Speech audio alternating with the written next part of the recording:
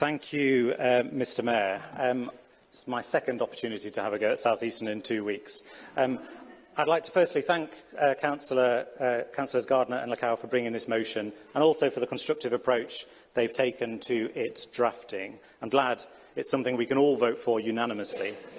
It's important that we do vote unanimously because Southeastern's dreadful December timetable changes affect all of our residents and indeed residents in Bexley, Bromley, Lewisham and elsewhere too. And as I told Southeastern's Managing Director Steve White down the corridor last week, he has achieved the near impossible. He has united every council in South East London, every councillor, every MP, every Assembly member, both Labour and Conservative, in horror at what they are intending to introduce on the 11th of December.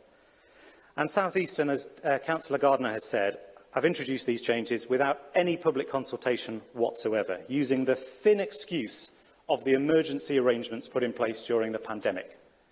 That is quite simply appalling. Southeastern should never have done this, and the Department for Transport should never have let them do this, a point, for what it's worth, I have made directly to the Minister for Rail. And as the reshuffle is still underway, if there's a new Minister of Rail by the end of the meeting, it's a point I will be making to him or her too.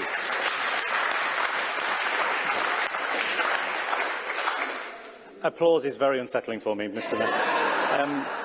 Had Southeastern conducted a consultation, a genuine consultation, where the responses are listened to and acted on, it is difficult to see how they could honestly and with integrity have introduced these December changes as they've announced them. There are serious flaws in the plans, even in terms of Southeastern's own logic. So take the Bexley-Heath line, where there will be an overall loss of 2 train services in the morning peak from Eltham, Kidbrooke and Blackheath, and a shift away from Charing Cross services in the peak to Cannon Street.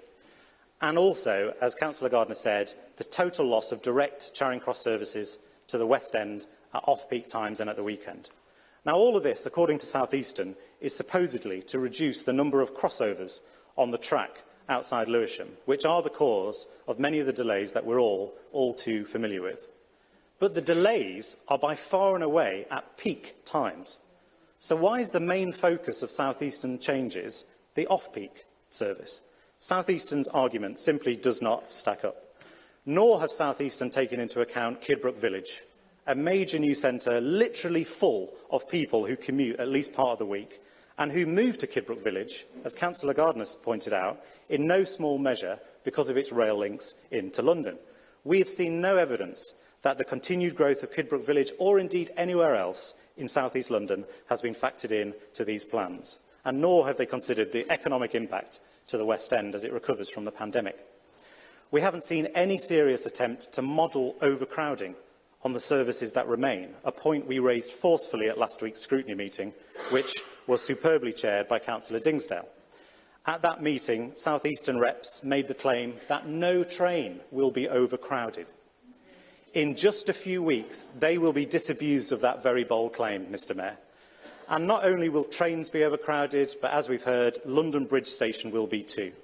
And there are serious accessibility concerns that situation presents. I've asked Southeastern, and I'm yet to receive a reply about the total number of additional changeovers at London Bridge that overall their changes will create, and also the number that will involve non-adjacent platforms, so going up and down those enormous escalators to reach the right train.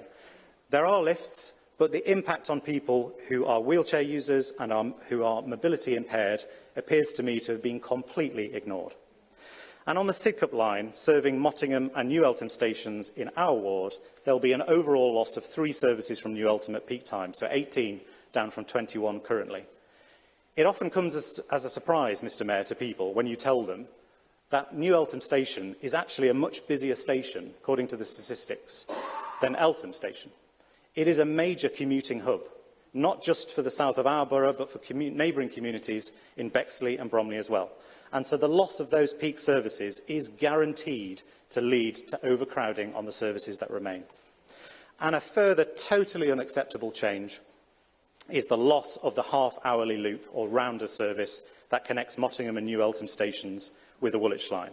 That disappears entirely on the 11th of December as it stands. something that Southeastern didn't communicate at all in their plans.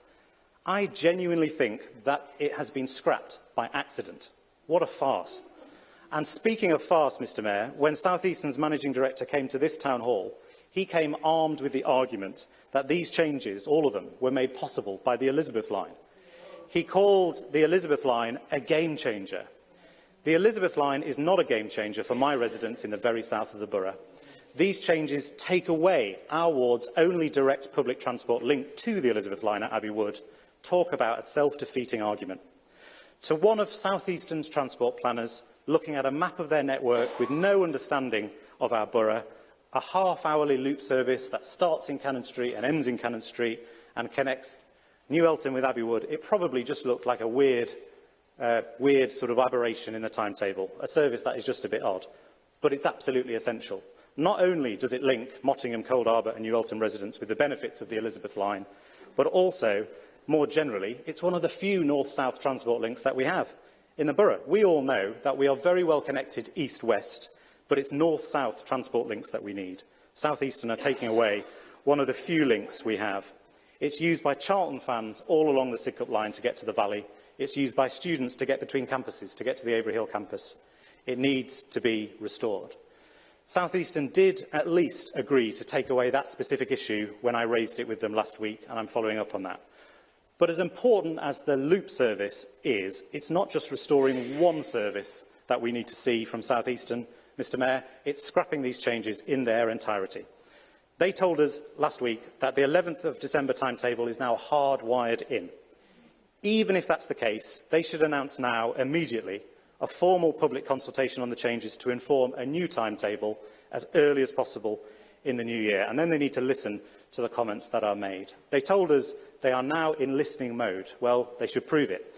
Launch a public consultation, listen to the residents and give people the rail services they need.